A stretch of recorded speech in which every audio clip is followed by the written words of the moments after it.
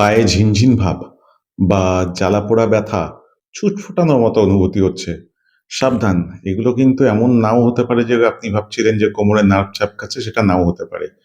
এগুলো হতে পারে কিন্তু সুগার বা ডায়াবেটিসের জন্য নার্ভের চেঞ্জ বা নিউরোপ্যাথি বা ডায়াবেটিক নিউরোপ্যাথি। এগুলো কিন্তু তার ১ম সিগন্যালও হতে পারে। তাই আজ সহজে সংক্ষেপে জানবেন যে কি লক্ষণ দেখলে বুঝবেন যে আপনার স্নায়ুর ক্ষতি শুরু হয়ে গেছে। প্রথমেই জানাবো কিছু সেন্সরি সিম্পটমস বা অনুভূতিজনিত কি সিম্পটম আসে। যেমন ঝিনঝিন হয়, আঙুলে বেশি হয়, তারপর জ্বালাপোড়া ব্যথা করে, রাতের দিকে বিশেষ করে ব্যথা বাড়তে পারে, তারপর ছুঁচ-ফোটানো টাইপের ব্যথা হবে, তারপর অনেক সময় হবে যে পায়ের নিচে, পাতার নিচে ভোঁতা লাগবে, অনুভূতি কমে যাবে। মানে মনে হবে হাঁটার সময় যেন তুলো বা কিছু একটা লেগে রয়েছে, বা হয়তো পা থেকে আপনা আপনি চটি খুলে যাচ্ছে। তাহলে সাবধান থাকতে হবে। বা অনুভূতি কমে গেলে দেখা যায় যে অনেক সময় পায়ে ফোস্কা পড়ছে, ফোড়া আসছে, কিন্তু আপনি বুঝতে পারছেন না। তো এইটা কিন্তু নিউরোপ্যাথির সিম্পটম হতে পারে। আর সেন্সরি সিম্পটম বাদ দিয়েও আরো আছে, সেগুলো শুনুন। এবার আসবো মোটর সিম্পটমে। মানে পেশির সমস্যাজনিত কি সিম্পটম হতে পারে? পা দুর্বল হয়ে যায়, হাঁটার ধরন পাল্টে যায়, তারপর হাত-পা ওঠাতে কষ্ট হতে পারে, বা পায়ের পাতা এভাবে নিচের দিকে নেমে যেতে পারে, ফুট ড্রপও বলে। আর পায়ের আঙুলেও কিছু চেঞ্জ হতে পারে। মানে সেটা দেখা যায় যে সেই নখগুলো বেঁকে গেছে পায়ের আঙুলগুলো। তো এই সিম্পটমগুলো আসতে পারে।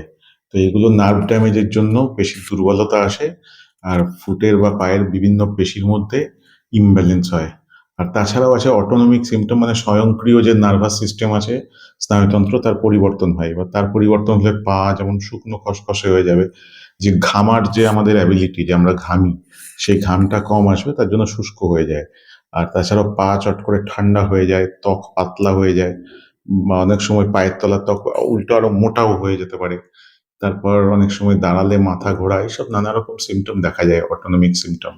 তো এইগুলো থাকলে কিন্তু সাবধান হন যে সুগার জনিত যে নিউরোপ্যাথি, তাহলে সেগুলো স্টার্ট হলেও হতে পারে। তাহলে সংক্ষেপে আবার বলে দিচ্ছি যে কি বিপদের চিহ্ন দেখলে ডাক্তারের কাছে যেতে হবে।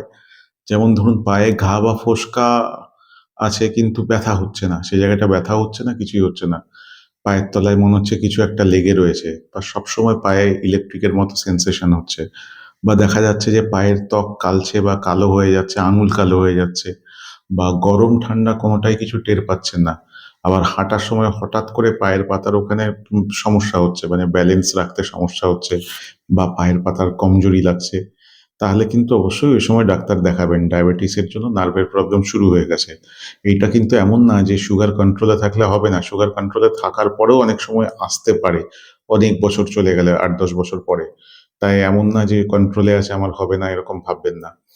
আর এরকম ডায়াবেটিস জনিত স্নায়ুর সমস্যা যত তাড়াতাড়ি ধরা পড়বে তত ভালো। তার ট্রিটমেন্ট তাড়াতাড়ি শুরু হলে ভবিষ্যতে রিস্ক হওয়ার থেকে আটকানো যায়। আর ডায়াবেটিক আ নিউরোপ্যাথির চিকিৎসা আ নিয়ে আরো যদি কিছু জানার থাকে তাহলে প্রশ্ন করতে ভুলবেন না।